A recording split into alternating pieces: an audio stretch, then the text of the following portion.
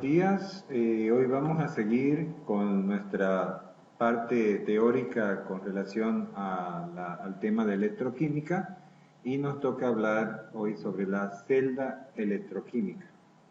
Como hemos mencionado las semanas retrasadas, ¿no?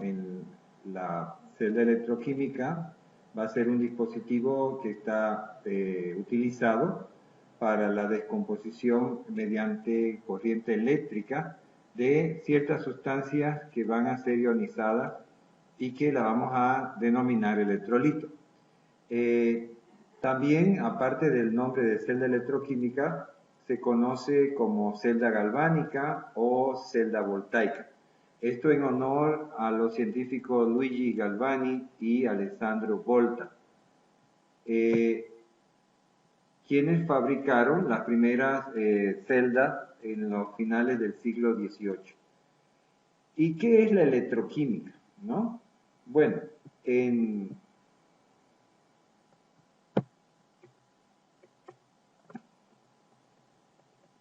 la electroquímica es una parte de la química que se encarga de la generación de corrientes eléctricas, ¿no?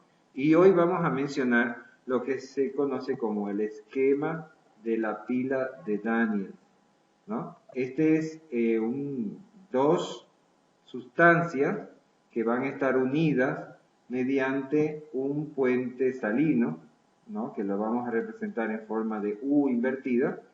Aquí vamos a tener una solución de cloruro de potasio que va a permitir la interacción eléctrica. Es decir, aquí hay un tubo, ¿no? Que une estas dos soluciones, a las que le vamos a llamar de un lado ánodo y del otro lado cátodo. Puede ser cloruro de potasio, en este caso que aparece en el esquema, está como cloruro nitrato de potasio. Las celdas electroquímicas, como les dije ahorita, tienen dos electrodos. El ánodo, este lado izquierdo, y el cátodo, en este esquema, el lado derecho. El ánodo viene a ser definido como el electrodo en el que se lleva a cabo la oxidación.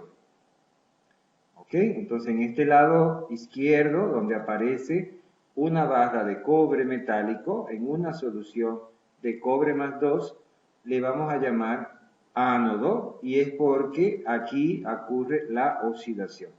En el lado derecho está el cátodo, donde se efectúa la reducción. Entonces aquí tenemos una barra de plata sumergida en una solución de plata más 1, ¿no? También se usa mucho el grafito, debido a su conductividad y su bajo costo. Para completar este circuito, las disoluciones están conectadas, ¿no? Mediante un conductor por el que pasan los cationes aquí. Pasan los cationes y los aniones, y los vamos a llamar también el puente salino. Fíjense que aquí estamos conectando las dos barras por un hilo metálico donde hay colocado un voltímetro, es decir, que me va a medir la cantidad de voltios que se están moviendo, ¿no? Que se está produciendo. Bueno, entonces, ¿qué es lo que pasa? En el cátodo hemos dicho que ocurre la reducción, la plata más 1, que está aquí en la solución, recibe un electrón y se va a depositar como plata metálica. Del otro lado, la oxidación, el cobre metálico, la barra de cobre, va a pasar a solución de cobre más 2 electrones. Es decir, va a haber la liberación del cobre más 2. En el ánodo vamos a tener la pérdida de electrones, como ustedes ven en el esquema, el electrón está del lado derecho, y en la reducción del cátodo vamos a tener la ganancia de electrones. Como hay dos electrones para la oxidación y un electrón para la reducción, al igualar las ecuaciones nos quedaría que el cobre metálico más 2 plata más 1, vamos a transformarlo a cobre más 2 y se va a depositar plata metálica.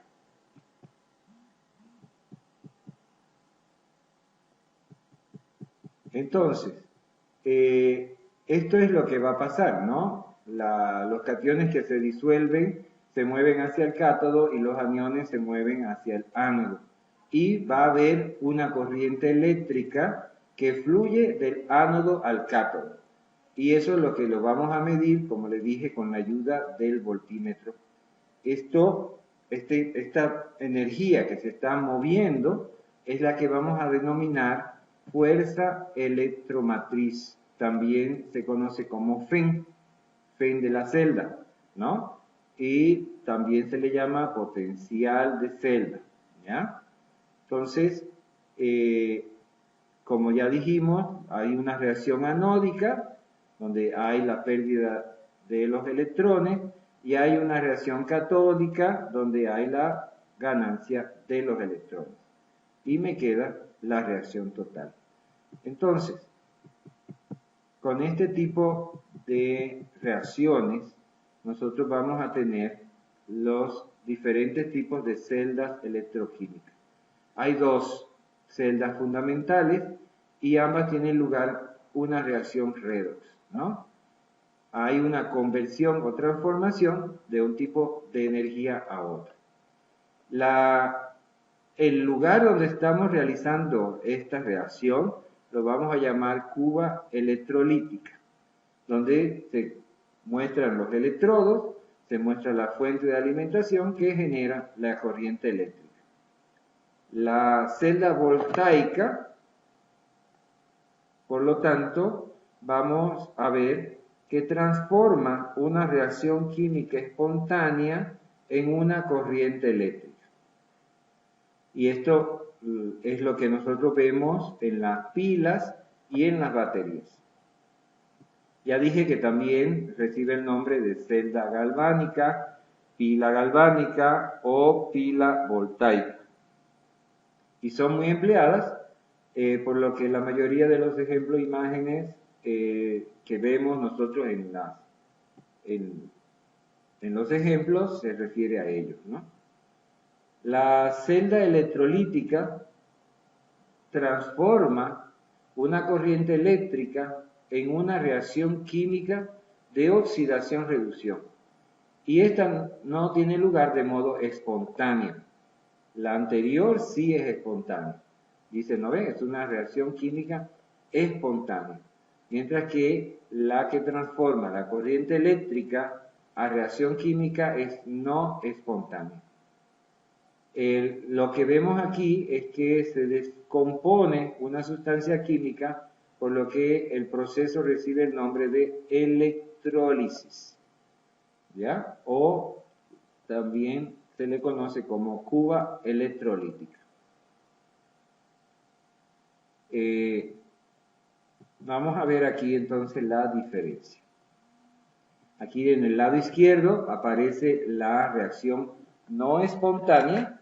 Fíjense que sería, en el caso hipotético, el flujo de los electrones estaría yendo del cátodo hacia el ánodo. Y esto me va a marcar una energía negativa. Por lo tanto, se considera no espontánea. Y esa reacción no ocurre, ¿no? Sin embargo, en la reacción espontánea, el flujo de electrones va desde el ánodo y pasa al cátodo. Y el voltaje es positivo. Por lo tanto, se considera una reacción espontánea. Y sí ocurre este tipo de reacción. ¿Ven? Muy bien. Vamos entonces a calcular los potenciales de los electrodos. Cuando se construye una pila galvánica, se puede medir esa diferencia del potencial entre los dos electrodos. Y a esto es lo que les he dicho que le vamos a llamar Fenn. ¿Qué es la Fenn? La fuerza electromotriz, y es un valor absoluto de la diferencia de los potenciales individuales. Cada potencial tendría un un potencial, ¿no? Donde le vamos a llamar E1 y E2, y la FEN sería el valor absoluto del E1 menos el E2, como aparece aquí en esta forma. Entonces es de la diferencia entre los dos potenciales de las dos semiceldas o de los dos electrodos simples. Uno sería el electrodo de la derecha y el otro el electrodo de la izquierda, ¿no? Esto en el convenio de signos de UPA, el potencial de unión líquida es despreciable, o si no hay unión líquida, se puede escribir como esta fórmula también. E de la celda es igual al potencial de la derecha menos el potencial de la izquierda. O también, si ustedes recuerdan que el potencial de la derecha es la reducción, le vamos a restar el potencial de la izquierda, que es la oxidación. Aunque no se pueden determinar los potenciales absolutos de los electrodos como tales, sí se puede determinar con facilidad los potenciales de los electrodos relativos. Vamos a pasar una serie de ejercicios, desde el más sencillo, para ir calculando la FEN, ¿no? La fuerza electromotriz. En este ejercicio nos dice, calcule la FEN de la pila de Daniel construido emergiendo una lámina de cobre en una solución 0,15 molar de sulfato de zinc y uniendo ambas hemipilas mediante un puente salino. Entonces, lo que me indica es que yo estoy partiendo de una lámina de cobre, que es cobre 0, y una solución de zinc que tiene un porcentaje. En este momento, yo no voy a tomar en cuenta las concentraciones, solo me interesan los elementos que están siendo utilizados. En este caso, busco en mi tabla, ¿no?, la transformación del cobre 0 a cobre más 2. Y como ustedes se acuerdan, le he dicho que en la tabla todos los electrones están en el lado izquierdo, ¿no? Como si estuviéramos ganando electrones. Por lo tanto, aquí vemos que el cobre más 2 electrones me produce cobre 0 y me da un potencial de más 0,34 voltios. Por el otro lado tengo que el zinc más 2, que es el zinc en solución, más 2 electrones, me produce el zinc 0, cuyo potencial es menos 0,76 voltios. Entonces, ¿qué me dice? Que yo agarre y calcule la FEN como la diferencia entre los potenciales. Entonces yo pongo el potencial del cobre 0,34 menos el potencial del zinc, que es menos 0,76, y me da un potencial de 1,10 voltios, el cual es un valor positivo, por lo que yo indico que sí es espontánea, ¿no? Y al haber este cambio aquí, ¿qué quiere decir? Que la ecuación primera está ocurriendo en el sentido contrario, ¿de acuerdo? Perdón, la ecuación segunda está ocurriendo en el sentido contrario, porque el potencial mayor obliga al menor a cambiar de sentido, ¿ya? ¿Qué dice la ecuación de Nernst? La ecuación de Nernst se utiliza para calcular el potencial de reducción de un electrodo fuera de las condiciones estándar. Las concentraciones estándar sería la concentración 1 molar, la presión de una atmósfera, la temperatura de 298 grados Kelvin, que representa 25 grados Celsius. A esto se llama, así en honor al científico Walter Nernst, que fue quien la formuló. Fíjense, aquí está la ecuación de Nernst. que su principio dice que cuando las concentraciones de las especies participantes en la reacción son diferentes del estado considerado como estándar, que es lo que ocurre la mayoría de las veces, para el cálculo del potencial emplearemos una ecuación que se deriva de consideraciones conocidas como ecuación de Nernst. Y vamos a ver para una hemi-reacción, escrita como reducción, es decir, la oxidación más el número de electrones me va a dar una sustancia reducida. ¿Cuál es el potencial? Se escribe el potencial sub 0 menos RT, es decir, la constante de la ley de los gases, la temperatura en grados Kelvin, dividido NF, por el logaritmo neperiano de la reducción y la oxidación. ¿Qué indica eso? Aquí está. La constante R es la constante universal de los gases en sus unidades de energía. La T es la temperatura absoluta, como dije, en grados Kelvin.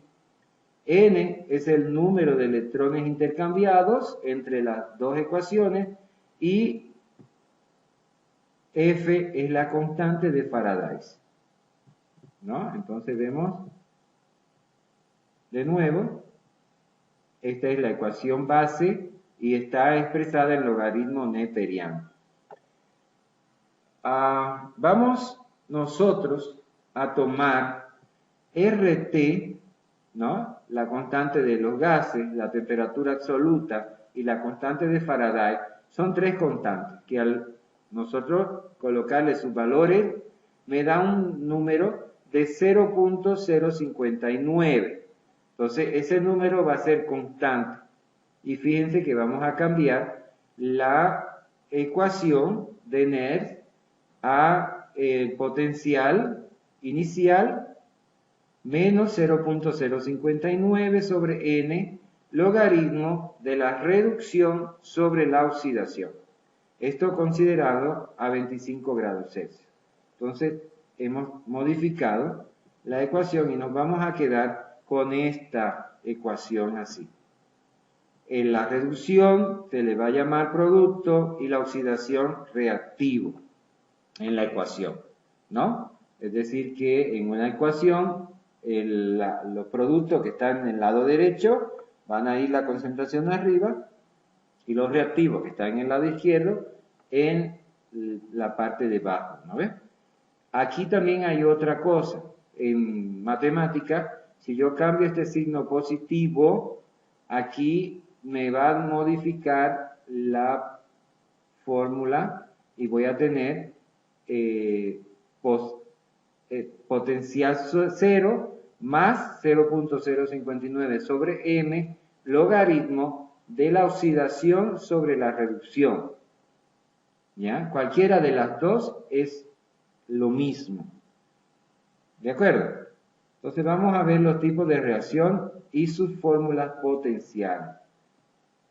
Aquí yo tengo en el primero la reacción de la semicelda común y su correspondiente ecuación de Nernst.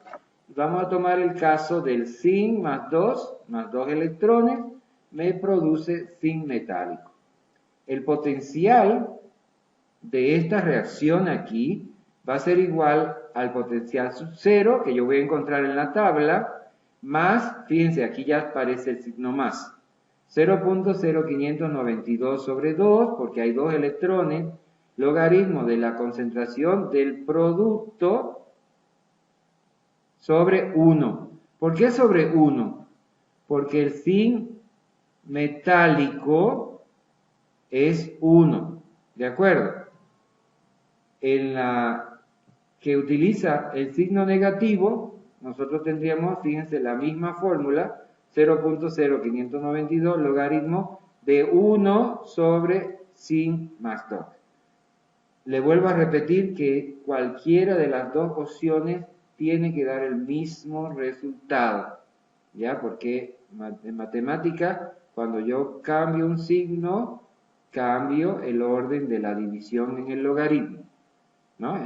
término logaritmo no se incluye en el elemento zinc por ser un sólido puro, de manera que el potencial del electrodo varía linealmente con el logaritmo de la concentración del zinc más 2. Aquí tenemos otro ejemplo, es la hierro 3, en presencia de un electrón se me va a formar hierro 2. Aquí tengo dos elementos que sí van a tener concentraciones. Por lo tanto, los dos van a estar incluidos en la fórmula. El potencial sub 0 sería igual a más 0.0592 sobre 1. ¿Por qué 1? Porque solo hay un electrón. Dividido la concentración del hierro 3 sobre el hierro 2. O lo que es lo mismo, negativo 0.0592 sobre 1, logaritmo de hierro 2 sobre hierro 3. El potencial para este par puede medirse con un electrodo de metal inerte sumergido en la solución que contenga las dos especies de hierro.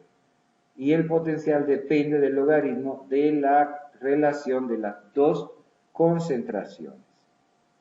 El siguiente ejemplo es lo que se conoce como el electrodo de hidrógeno. 2 hidrógenos más 2 electrones me va a formar el hidrógeno gaseoso. El potencial sería igual a 0, al potencial sub 0 de la tabla, 0.0592 sobre 2, logaritmo de la concentración del hidrógeno sobre el potencial del hidrógeno gaseoso. El pH 2 es la presión parcial del hidrógeno en atmósferas en la superficie del electrodo, y normalmente su valor será el mismo que el de la presión atmosférica, es decir, que también sería sobre 1, la presión atmosférica, 1 atmósfera. Aquí tenemos ya una ecuación más complicadita, ¿no ve? Porque esta es la que hemos dicho que ocurre en medio ácido. Entonces, fíjense, tengo permanganato más 5 hierro 2 más 8 hidrógeno, 5 hierro más 3 más manganeso más 2 más 4 agua. Si se acuerdan, en esta ecuación hay un cambio de 5 electrones. El manganeso pasa a manganeso más 2 y hay 5 electrones. Entre el hierro 2 y el hierro 3 hay un electrón. Entonces, aquí el potencial sería igual a, en el caso del manganeso solamente. Acuérdense que aquí hay dos reacciones que se tienen que trabajar por separado. Permanganato más el hidrógeno más los electrones se me transforma a manganeso más agua. Entonces vengo aquí y digo, el potencial para el permanganato sería igual al potencial sub 0 más 0.0592 sobre 5 logaritmo de la concentración del manganeso por la concentración del hidrógeno elevado a la 8 dividido la concentración del manganeso. En este caso el potencial depende, aparte de las concentraciones de las especies que reaccionan, también del pH, como se ve en la ecuación. ¿Ya? En el otro ejemplo tenemos el cloruro de plata sólida, recibe un electrón y se transforma en plata metálica más cloruro. Y el potencial estaríamos tomándolo como aparece en este ejemplo que está ahí. Vamos a hacer un ejercicio y con esto ya voy a terminar la clase de hoy para poder continuar en la siguiente clase con más ejercicios relativos a la ecuación de Nernst. Entonces me dice una solución de 0,5 molar de cloruro ferroso y 0,15 molar en cloruro férrico. ¿Cuál es el potencial de óxido-reducción medible en la solución? Fíjense que me están dando las concentraciones. Entonces, yo busco en mi tabla la reacción del hierro 3 que pasa a hierro 2. Hay un intercambio de un electrón y su potencial dice que es 0,76. ¿Ya? Entonces yo planteo mi ecuación. El E sub 0, que es 0,760, más 0,0592 sobre n, logaritmo multiplicado, aquí vamos a cambiar esto, ahí es por, y aquí es n. N, ¿ya? Entonces, logaritmo de la reducción sobre logaritmo de la oxidación. Muy bien, entonces planteo. El hierro 3 es 0,15, el hierro 2 es 0,5. Entonces yo vengo y planteo mi ecuación. El potencial sub 0 es 0,765. Más 0,592 sobre 1, porque es solo un electrón, no lo pongo, logaritmo de el 0,15 que está a la derecha sobre el 0,5 que está a la izquierda. Y me da un potencial de 0,795 voltios. ¿De acuerdo? Entonces, le vuelvo a mostrar la ecuación de Nernst para que la veamos nuevamente. Aquí tengo el potencial de la ecuación, voy a ampliar un poco.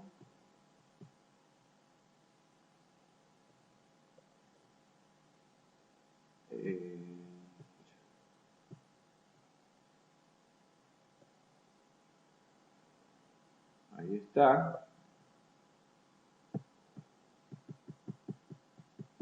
El potencial de la reacción va a ser igual al potencial sub 0 menos 0,0559 dividido el número de electrones por el logaritmo de la reducción sobre la oxidación. Yo voy a utilizar la ecuación con el cambio de signo. A mí me gusta más utilizarla esta, ¿no? Donde cambio el signo más y el orden, los reactivos, la concentración de reactivo arriba y la de los productos abajo, o lo que es lo mismo, la oxidación arriba y la reducción abajo. Bien, esto sería todo por el momento. Ya nos vemos mañana para la próxima clase y continuaremos con los ejercicios de cálculo de potencial. Gracias y nos vemos. Hasta luego.